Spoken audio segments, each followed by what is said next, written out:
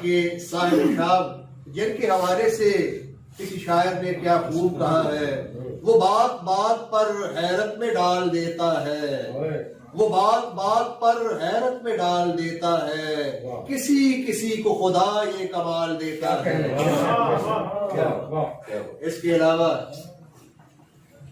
قیس سا پھر نہ ہوا کوئی بنو عامر میں، قیس سا پھر نہ ہوا کوئی بنو عامر میں، فخر ہوتا ہے قبیلے کا فقط ایک ہی شخص۔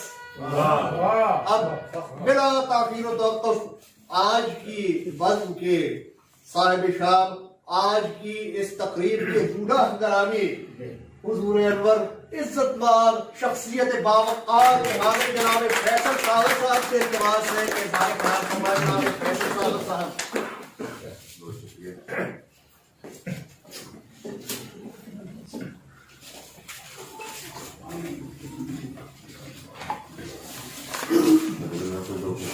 شکریہ۔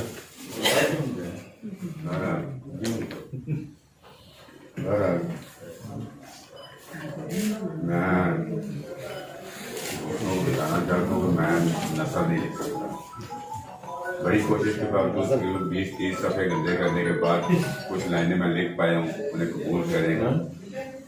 دل کی بات ہے، اچھی لگے بری لگے جیسا بھی ہو اسے قبول کرے گا۔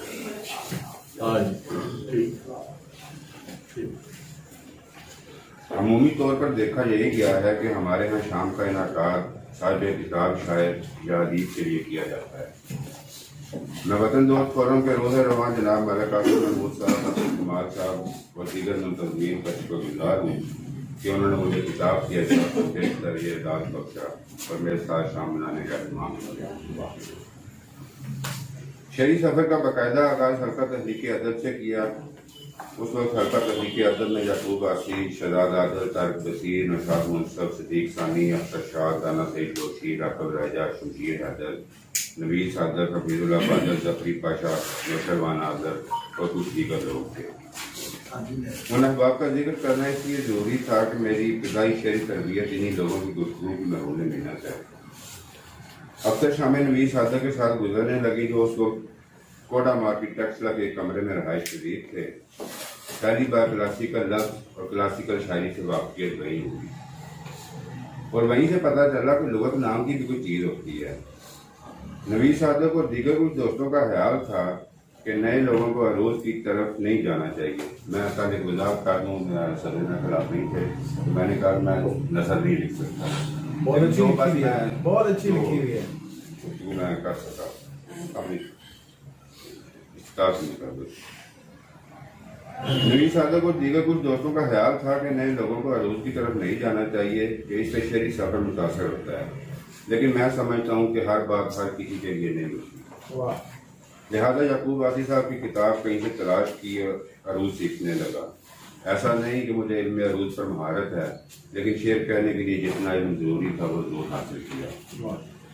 ابتدا میں اشفاق احمد، بانو قدسی اور دیگر ادیبوں کو پڑھتے پڑھتے سوزن دستویفسکی، چیخوف، گورکی، وکٹر ہیوگو اور سارتر کو پڑھنے لگا، جن کی تحریروں سے میرے اندر آزادی اور بے باکی کا احساس جاگا۔ یہ بھی معلوم ہوا کہ وہ کس طرح اپنے ارد گرد کے سماج کو بہت سے آزاد کرنے کی کوشش کرتے رہے تھے، جو پادریوں نے طاقتور حلقوں سے مل کر اپنے مفادات کی خاطر جکڑ رکھا تھا۔ وہیں سے میرے اندر یہ احساس بھی پیدا ہوا کہ پیچھے ہوئے سماج میں ایک شاعر، ایک ادیب کا اصل کام کیا ہوتا ہے۔ علی عباس جلال پوری کے مطالعہ کے دوران مارکسزم سے متعارف ہوا۔ کارل مارکس کی تحریروں سے سماج میں بننے والے طبقات کی سمجھ آئی اور یہ بھی سمجھ آئی کہ طبقات سماج سے مفادات سمیٹنے والے کس طرح ہتھ کنڈوں کو بروئے کار لاتے ہیں اور کون لوگ کس طریقے سے ان کے مفادات کا تحفظ کرتے ہیں۔ میں کیونکہ شاعر ہوں، میں اس لیے شاعری پر ہی بات کروں گا کہ میں نے شعر کو کبھی محض دو مصرے نہیں سمجھا، بلکہ باقاعدہ ایک علم کی طرح دیکھا، ذہنی عیاشی کے بجائے اپنے اوپر ایک ذمہ داری سمجھا اور اسے ایک ایسے علم کی طرح دیکھا جو بہت سے علوم کا احاطہ کرنے کی صلاحیت رکھتا ہے۔ دیکھا جو بہت سے علوم کا احاطہ کرنے کی صلاحیت رکھتا ہے، جس کے اندر بے بہا گنجائش موجود ہے۔ اتنی کھلی آزادی شاید ہی علم کے کسی اور میدان میں میسر ہو جتنی یہاں ہے، لیکن میں سمجھتا ہوں یہ آزادی ہی مجھے اس بات کا پابند کرتی ہے کہ میں نے کس وقت کیا کہنا ہے یا مجھے کیا کہنا چاہیے؟ جس وقت لوگ طبقاتی تقسیم کے نتیجہ میں بھوک سے بلک رہے ہوں، خودکشیاں کر رہے ہوں، اس وقت میں عورت کی باتیں یا عورت سے باتیں نہیں کر سکتا۔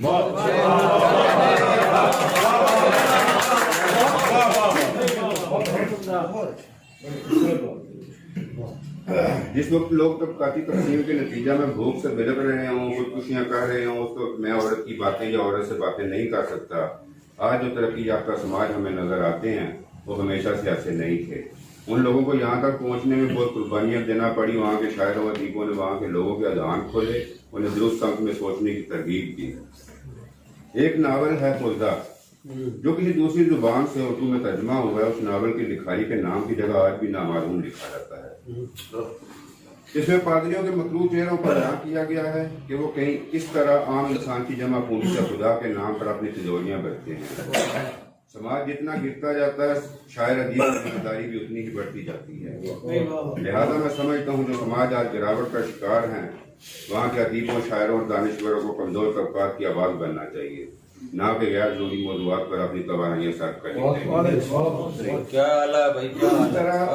اس طرح طبقاتی تفریق کو ختم تو نہیں کیا جا سکتا، لیکن کم از کم اپنا کردار ادا کیا جا سکتا ہے۔ ہم اپنے ارد گرد نظر دوڑائیں تو ہمیں اندازہ ہوتا ہے کہ ہم بھی اس وقت ایک انتہائی گراوٹ کا شکار ہیں، جہاں طاقتور افراد کمزور افراد کو استحصال کر رہے ہیں۔ چور بازاری، انتہا پسندی اپنے عروج پر ہے۔ میں بحیثیت شاعر سمجھتا ہوں کہ میری ذمہ داری ہے کہ میں اپنے ارد گرد کے مسائل پر آواز اٹھاؤں۔ یہاں سوچنے والے لوگوں کو باقاعدہ دبایا جاتا ہے۔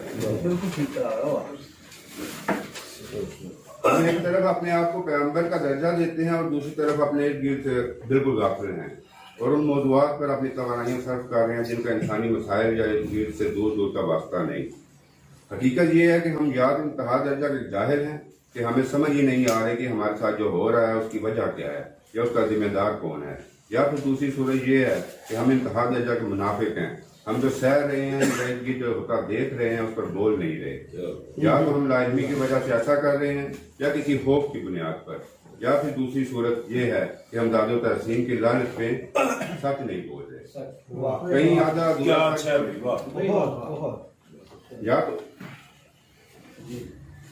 یا پھر دوسری صورت یہ ہے کہ ہم داد و تحسین کے لالچ میں سچ نہیں بول رہے، کہیں آدھا ادھورا سچ بولا جاتا ہے، کہیں گھما پھرا کے سچ ہی بدل دیا جاتا ہے۔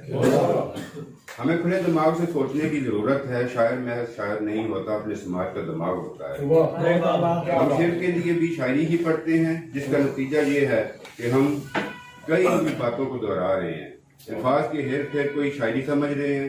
شعر کہنے کا سلیقہ تو شاعری سے سیکھا جا سکتا ہے، لیکن نئے نئے موضوعات کے لیے دوسرے علوم کا مطالعہ کرنا ہوگا۔ میں ذاتی طور پر کوشش کرتا ہوں کہ ہر اس چیز کا مطالعہ کروں جو میری سوچ کو وسعت دے، تاکہ میں غیر جانبداری سے ارد گرد کا مشاہدہ کر سکوں اور سماجی مسائل کی اصل تک پہنچ سکوں۔ بس میری گزارش اتنی تھی، باقی میں خالد سردار صاحب اور مظہر حسین سید صاحب، امجد شہزاد صاحب، طارق انصاری صاحب کا شکریہ ادا کرتا ہوں کہ انہوں نے میرے شعر کے حوالے سے گفتگو کی اور بہت مجھے خوشی ہوئی ہے اس چیز کی۔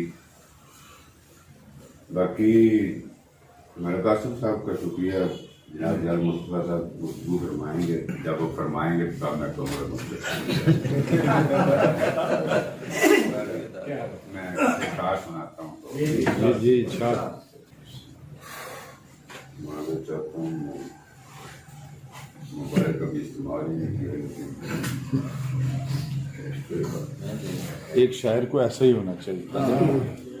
ہزارے کن ہوئی یکسر وجود میں آیا، میں بڑھ چکا تو سمندر وجود میں آیا، اور اس سے پہلے یہاں کچھ نہیں تھا کچھ بھی نہیں، اور اس سے پہلے یہاں کچھ نہیں تھا کچھ بھی نہیں، یہ میرے دیکھتے منظر وجود میں آیا، خدا کو شکل کی حسرت ہوئی تھی جس لمحے، خدا کو شکل کی حسرت ہوئی تھی جس لمحے، سنا ہے تب میرا پیکر وجود میں آیا، اسے بتایا تھا میں نے میں رنگ لاتا نہیں، اسے بتایا تھا میں نے میں رنگ لاتا نہیں، وہ جانتے ہوئے بنجر وجود میں آیا، یہ لوگ جس کا تصور بھی کر نہیں سکتے وہ میرے واسطے اکثر وجود میں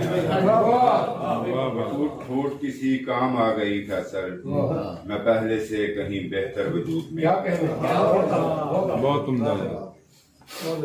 جو تھامتے تھے میرا ہاتھ بوڑھے ہو گئے ہیں کبھی تو میرے خیالات بوڑھے ہو گئے. اب اس سے بڑھ کے ہمیں اور آزمائے گا کیا کہ چلتے چلتے تیرے ساتھ بوڑھے ہو گئے. اب اس سے بڑھ کے ہمیں اور آزمائے گا کیا کہ چلتے چلتے تیرے ساتھ بوڑھے ہو گئے ہیں. ہمارا بوجھ اٹھانے سے اب گریزاں ہیں تمہارے عرض و سماوات بوڑھے ہو گئے. سفر مزید کریں گے تو گر پڑیں گے کہیں کہ آتے جاتے یہ دن رات بوڑھے ہو گئے. سفر مزید کریں گے تو گر پڑیں گے کہیں کہ آتے جاتے یہ دن رات بوڑھے ہو گئے. جو میرے سر کی سفیدی پہ مسکراتے تھے بس ایک رات رہے ساتھ بوڑھے ہو گئے.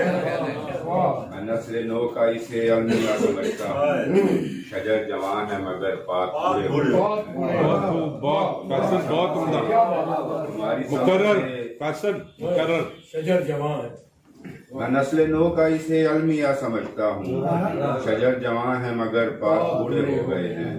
تمہاری سمت سے اذن کلام ملتا نہیں تمہاری سمت سے اذن کلام ملتا نہیں ہمارے لب پہ سوالات بوڑھے ہو گئے.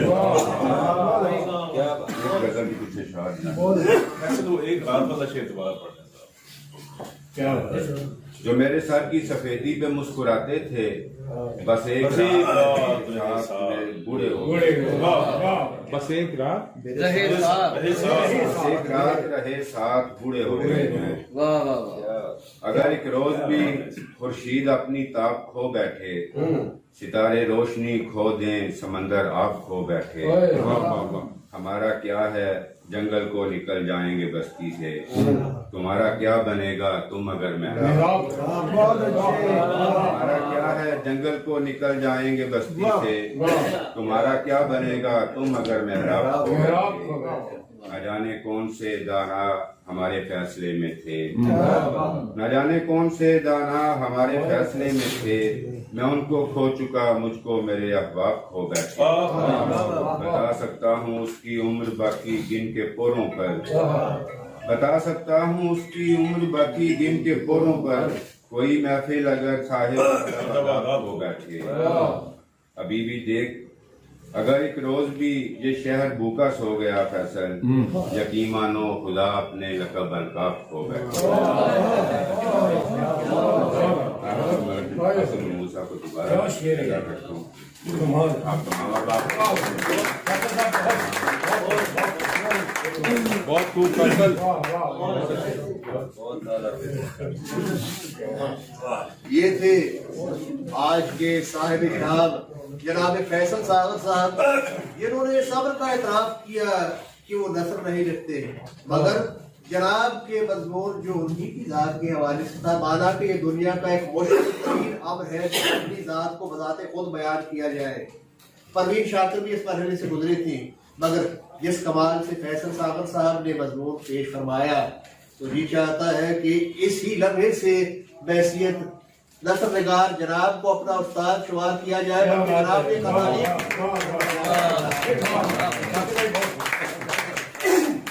اس کے علاوہ یہ امر بھی ثابت ہو چکا کہ ادب کے افق پر فیصل ساغر جیسا ماہر کامل موجود نہ ہو تو پھر رات بے لطف و مزہ ہوتی ہے.